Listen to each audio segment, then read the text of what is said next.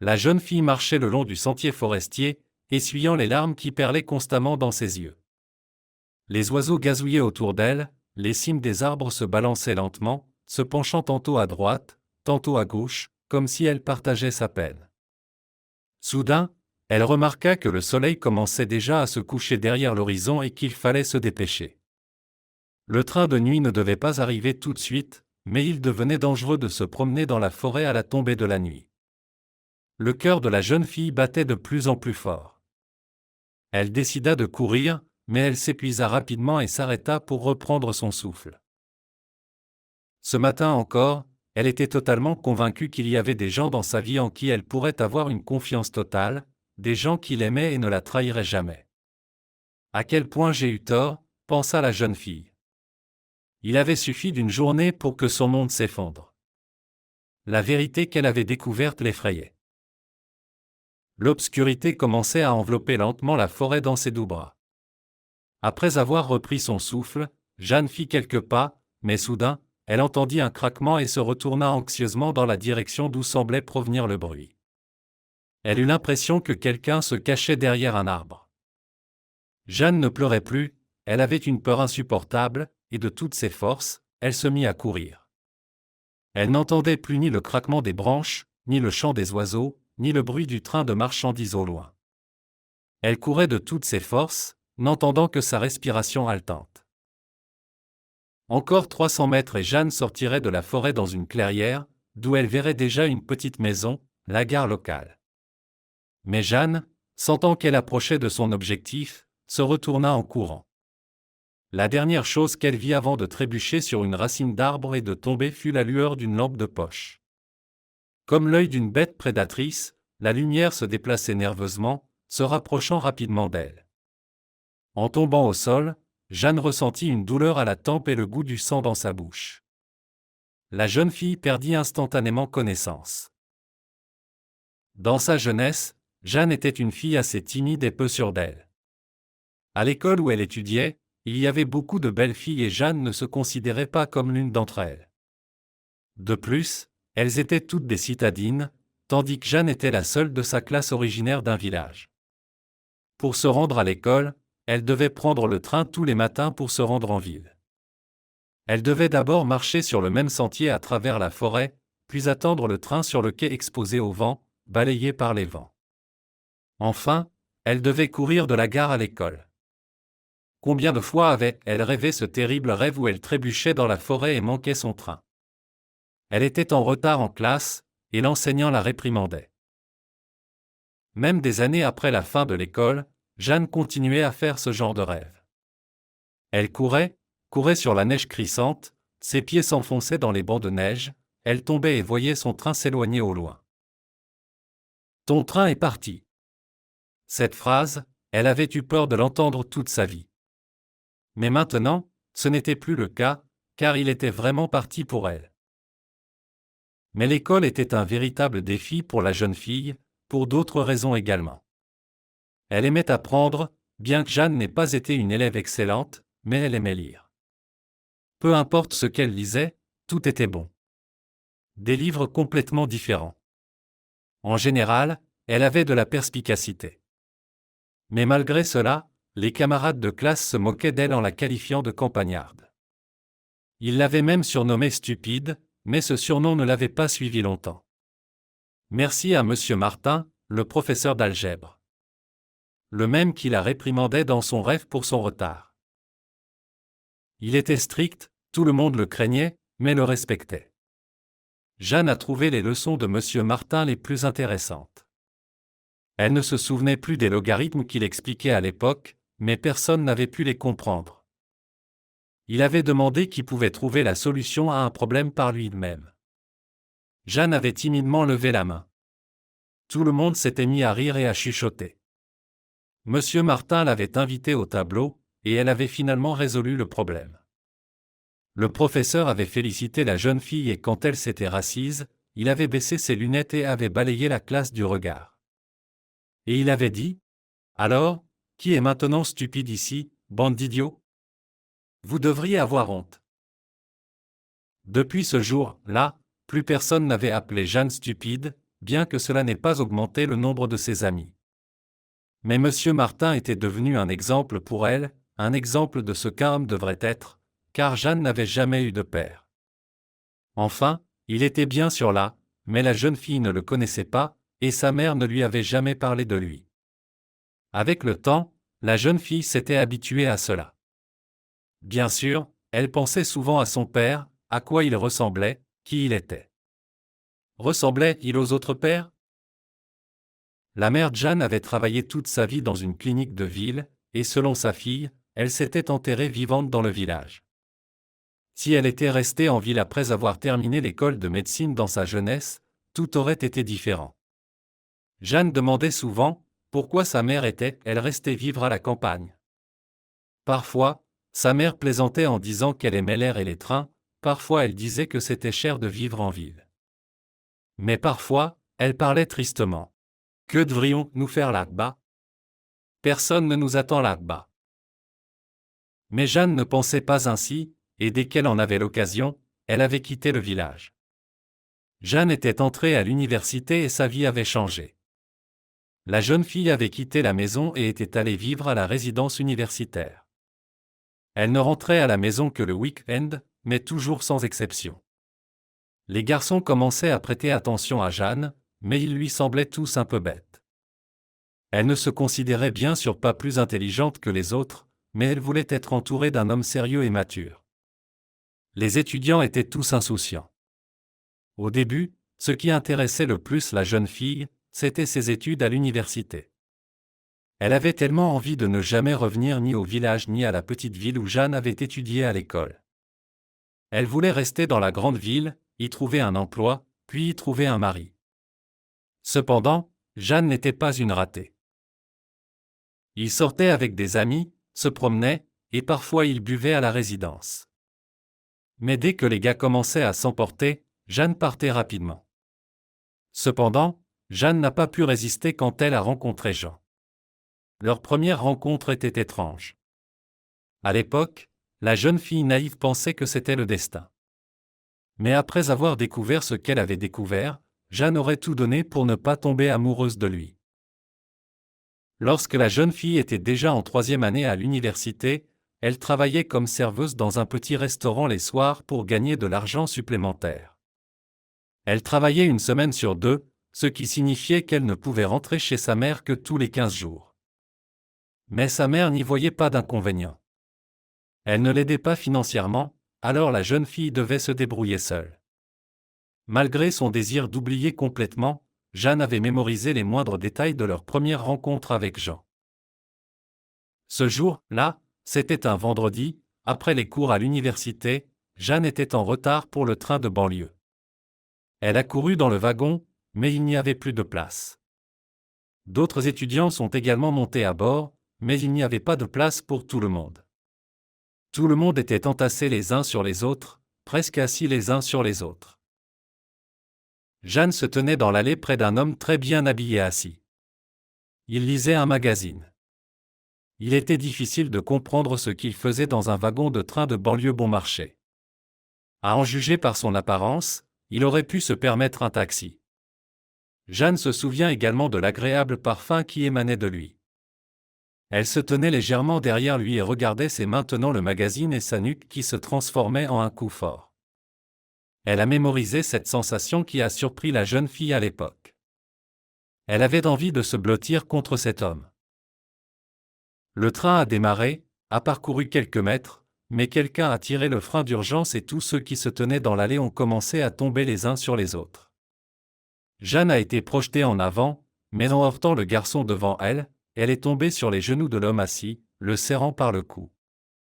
Il y avait des jurons et du bruit autour d'elle, mais Jeanne a ri de son étrange envie qui s'était réalisée de manière si absurde. L'homme a laissé tomber le magazine de ses mains et a saisi fermement Jeanne pour qu'elle ne tombe pas. Elle a ri, et il lui a proposé de lui laisser sa place. Il a commencé à se lever. Jeanne s'est étonnée. Elle ne savait pas ce qui lui prenait et a essayé de maîtriser son rire hystérique. Elle a dit : « Je vais bien comme ça, si ça ne vous dérange pas. » Il a répondu étonné qu'il n'y voyait aucun inconvénient. Jeanne était assise en face de lui lorsque la plupart des gens descendaient du train à l'une des gares, et c'est ainsi qu'ils se sont rencontrés. Jean se rendait dans la même ville où Jeanne avait fréquenté l'école, ses parents y vivaient. Il a pris le train de banlieue pour se remémorer ses années d'études. Avant de descendre du train, Jean et Jeanne ont échangé leur numéro de téléphone. En descendant sur le quai, Jean a fait signe à Jeanne et a disparu dans la foule. Jeanne est allée plus loin, chez elle. Elle n'a pensé qu'à lui toute la journée. Et la semaine suivante, Jean l'a appelé et lui a dit qu'il prévoyait de se rendre à nouveau chez ses parents en ville et serait ravi de lui réserver une place dans le train. Mais ce jour-là, Jeanne avait un shift au restaurant. Elle a répondu qu'elle ne rentrerait pas à la maison cette fois. Mais le soir, Jean est venu au restaurant. La remplaçante Jeanne, Marie, s'est approchée d'elle et a dit « Il y a un homme bien qui est venu. Je voulais le servir, mais il a demandé « Où est Jeanne ?» Alors va-y, regarde comme il est beau. Il va sûrement te raccompagner chez toi. Mais fais attention, ne te laisse pas séduire par lui dès le premier soir. Jean a effectivement attendu la fin de la journée de travail Jeanne et l'a escortée jusqu'à la résidence étudiante. Dans le métro, il lui a acheté un bouquet de fleurs. Lorsque Jeanne est entrée dans la chambre avec ses fleurs, les colocataires ont tellement crié que les garçons de la chambre voisine ont commencé à frapper sur les murs. Vous vous êtes embrassés ? Vous vous êtes embrassés ? Criaient les filles sans arrêt. Oui, répondit-elle. Ce soir-là, ils se sont contentés de se promener, bien qu'elle ait immédiatement ressenti sa faiblesse pour cet homme.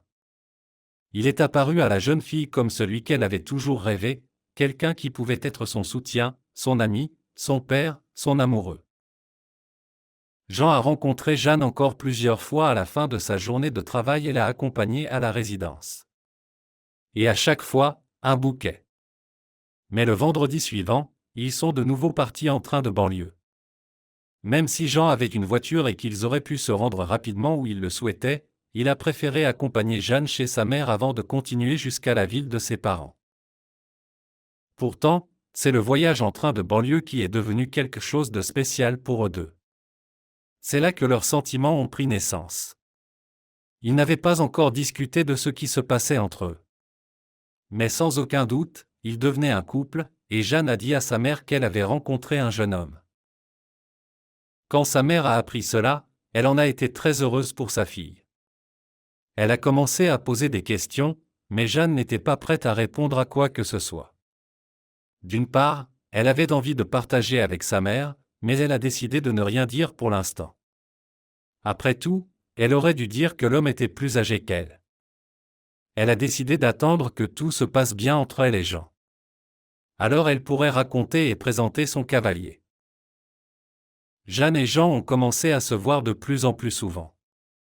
Elle ne retournait plus à la résidence après les cours et le travail, mais elle allait directement chez lui. Il devait être son premier homme. Jean le comprenait et ne précipitait pas les choses. Ils passaient simplement du bon temps ensemble, ils sortaient beaucoup, regardaient des films, écoutaient de la musique, lisaient, parlaient beaucoup. Jean racontait des histoires drôles de sa vie étudiante et de son enfance. Mais certaines histoires de sa vie n'étaient pas amusantes. Un jour, il a raconté à Jeanne comment il avait demandé à son père de lui apprendre à soigner les gens. Son père était médecin, mais il n'avait rien de mieux à faire que de l'emmener dans un pré où ils ont attrapé une grenouille. Ils l'ont ramené à la maison. Son père lui a dit que pour soigner les gens, il fallait être courageux, froid et parfois cruel. Il a donné un scalpel à son fils et lui a dit « coupe ». Jean avait alors 12 ans, il ne pouvait pas faire de mal à une grenouille. Son père l'a relâché, mais il a dit à Jean « Réfléchis bien à ce que tu peux supporter et à ce que tu ne peux pas ». En conséquence, Jean est allé étudier le droit. Chaque jour, les conversations de Jeanne et de Jean devenaient plus franches, et ils se rapprochaient de plus en plus. Et un jour, Jeanne a décidé de présenter son homme à sa mère. Jusque-là, elle n'avait que peu parlé de sa mère à Jean, mais avant de la rencontrer, elle l'a préparé. Elle a dit que sa mère était assez jeune et séduisante, mais pour une raison quelconque, elle s'était enterrée dans le village. Sa vie n'était pas facile, elle avait élevé Jeanne sans père. Et bien qu'elle travaille au centre de polyclinique du district, elle vivait dans le village depuis de nombreuses années depuis sa graduation de l'école de médecine. Jean écoutait attentivement et mémorisait. À ce moment-là, Jeanne avait l'impression qu'il était lui aussi nerveux avant de rencontrer sa mère, car il semblait tendu. Ils sont allés comme d'habitude en train de banlieue. Ils avaient déjà acheté de la nourriture pour le repas à l'avance et ils étaient silencieux pendant la majeure partie du voyage. Ils sont arrivés à la maison, la mère les attendait. Ils sont entrés, Jeanne a présenté Jean, et la mère s'est présentée d'elle-même. À ce moment-là, le comportement de la jeune fille lui semblait tout à fait naturel, bien que sa mère parle un peu plus fort que d'habitude. Jean était réservé et poli. Ils ont mangé. Jean est sorti, puis il est revenu et a dit qu'il devait être rappelé au travail en urgence. Il a dit au revoir à la mère et lui a demandé de ne pas le raccompagner. Jeanne a commencé à harceler sa mère avec des questions, comment elle trouvait Jean. Elle a embrassé sa fille et a éclaté en sanglots. À ce moment-là, Jeanne a pensé que ce devait être des larmes de bonheur. Elle n'a rien dit de spécial sur Jean. Finalement, le comportement étrange de sa mère a agacé la jeune fille, et elle a cessé d'essayer de parler avec elle. Elle a appelé Jean, mais il n'a pas répondu. Le lendemain, il l'a appelé lui-même et lui a dit qu'il était occupé. Il a dit qu'il ne pouvait pas se voir dans les prochains jours. Et quelques jours plus tard, lorsqu'ils se sont rencontrés en personne, il lui a dit que rien ne fonctionnerait entre eux deux. Il a demandé pardon et a dit qu'un jour, elle comprendrait. Jeanne était choquée, elle sentait que le sol se dérobait sous ses pieds. D'abord, elle a essayé de demander pourquoi et comment, puis elle a commencé à crier après lui. Elle a réalisé qu'il avait une autre femme. Le lendemain, la jeune fille n'est pas allée en cours et s'est rendue tôt chez Jean. Personne n'a ouvert. Elle est restée assise sur les marches pendant des heures à pleurer. Ensuite, elle a décidé de rentrer chez sa mère. Jeanne a pleuré tout le long du trajet en train. Mais elle ne pouvait pas imaginer ce qui l'attendait à la maison. Approchant de la porte, Jeanne s'arrêta net, la voiture de Jean était garée devant la cour. Un mauvais pressentiment la pousse à ouvrir la porte. Derrière la porte se trouvaient sa mère et Jean. Un bouquet de fleurs était posé sur la table, la mère était en pleurs. Jean se contenta de dire d'un ton nonchalant, « Salut ». Et il partit. Jeanne resta plantée là, ne comprenant rien. La mère gardait le silence, sanglotant à intervalles réguliers, et Jeanne pouvait entendre la voiture de Jean s'éloigner. À ce moment-là, Jeanne pensa que Jean était peut-être venu demander la main de sa mère. Et les fleurs, c'était pour elle. Ou peut-être pour sa mère, en signe de respect. Elle voulait y croire, mais même en se convainquant de cela, elle ne pouvait pas changer la réalité. Comprenant cela, la jeune fille sentit la colère, la trahison et l'impuissance l'envahir. Comment sa mère avait-elle pu? Comment Jean avait-il pu? Certes, sa mère était belle et pas beaucoup plus âgée que Jean. Mais pourquoi? Pour Jeanne, cela avait semblé être le pire jour de sa vie. Elle sortit de la maison et courut dans la forêt, désirant s'éloigner du mensonge et de la trahison. Lorsqu'elle reprit conscience sous l'éclat d'une lampe torche dirigée vers son visage, des mains la giflaient et elle entendit son prénom. Elle comprit que sa mère était à ses côtés. Apparemment, inquiète pour sa fille qui avait couru dans la forêt en pleine nuit, sa mère était partie à sa recherche. La jeune fille, reprenant peu à peu ses esprits après sa chute et son coup, cracha le sang qui s'était accumulé dans sa bouche et essaya de se relever. Sa mère la regarda sous toutes les coutures avec la lampe torche pour s'assurer qu'elle allait bien. Elle parlait à Jeanne, essayant de la réconforter, mais la jeune fille n'entendit rien jusqu'à ce que sa mère prononce. « Je devais te le dire, Jean est ton père. Je t'ai nommé Jeanne en son honneur. » Jeanne eut l'impression que cette phrase la frappait plus durement que sa chute. Ses pensées se brouillèrent, elle aurait voulu se pincer pour se réveiller. Mais ce qui lui arrivait était bien réel. Sa mère prit la main de sa fille, et elles retournèrent à la maison en suivant un sentier forestier, éclairé par la lampe torche. Une fois à la maison, après avoir soigné les égratignures de sa fille, la mère Jeanne, la voix tremblante, commença à raconter. Jean était plus jeune qu'elle, il avait alors 15 ans quand ils se sont rencontrés, elle en avait 17. Elle étudiait à l'école de médecine, et il était le fils d'un de ses professeurs. Jean était follement amoureux d'elle, il s'accrocha à elle et la courtisa. Pour elle, une fille ordinaire de la campagne, c'était flatteur. Puis elle est tombée enceinte, a eu peur et est d'abord allée chez son père. Il lui a dit qu'elle devrait se débarrasser du bébé, que son fils de 15 ans ne pourrait pas être père. Elle se souvint particulièrement de ces dernières paroles. Réfléchis bien à ce que tu peux supporter, et à ce que tu ne peux pas. Elle y a réfléchi. Elle n'a rien dit à Jean pour ne pas perturber sa vie, elle l'a repoussé en somme. Elle est partie à la campagne depuis la ville, et il n'a jamais su qu'elle était enceinte. Elle a entendu dire qu'il était parti étudier en ville, et il y est resté vivre. Mais quand Jeanne l'a ramené chez elle, bien sûr, elle l'a immédiatement reconnu, et lui l'a reconnu aussi. Ensuite, il est venu, demandant s'il était bien son père. Ils ont discuté et réfléchi à savoir s'il fallait vraiment lui dire la vérité. Qu'il était le père. Jean insistait, mais la mère avait peur et le suppliait de sortir de la vie de leur fille. Mais il a répondu qu'il l'avait aimée toute sa vie, qu'il avait souffert qu'elle l'ait quitté, et que quand il avait rencontré Jeanne, elle lui avait rappelé son amour de toute une vie. Il en est tombé amoureux. Et maintenant, il veut retrouver le bonheur qu'il a perdu dans sa jeunesse et devenir un vrai père pour Jeanne. La mère continuait à tout raconter en pleurant. Et Jeanne, en regardant sa mère en pleurs, se demandait comment elle devrait agir maintenant. Comment accepter que son homme bien-aimé est son père? Pourra-t-elle trouver en elle la force de pardonner à sa mère pour toutes ces années où elle n'a pas dit la vérité à sa fille par peur et l'a privée de son père?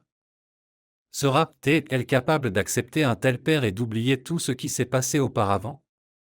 Quel bonheur qu'entre Jeanne et Jean, rien ne s'est vraiment passé. Le matin, Jeanne est partie. Elle n'a pas trouvé les mots appropriés à dire à sa mère. Elle a déménagé de la résidence universitaire dans un appartement en location. Elle a senti qu'elle avait grandi et qu'elle voulait être seule. Seule avec elle-même. Éprouver la solitude. Est-ce une punition pour tout ce qui lui est arrivé? Ou est-ce une récompense pour toutes ses souffrances? Jeanne était assise dans une pièce sombre, regardant par la fenêtre les lumières scintillantes de la grande ville. Elle espérait qu'une personne vraiment proche et chère apparaîtrait dans sa vie et l'aiderait à oublier tout ce qui s'est passé.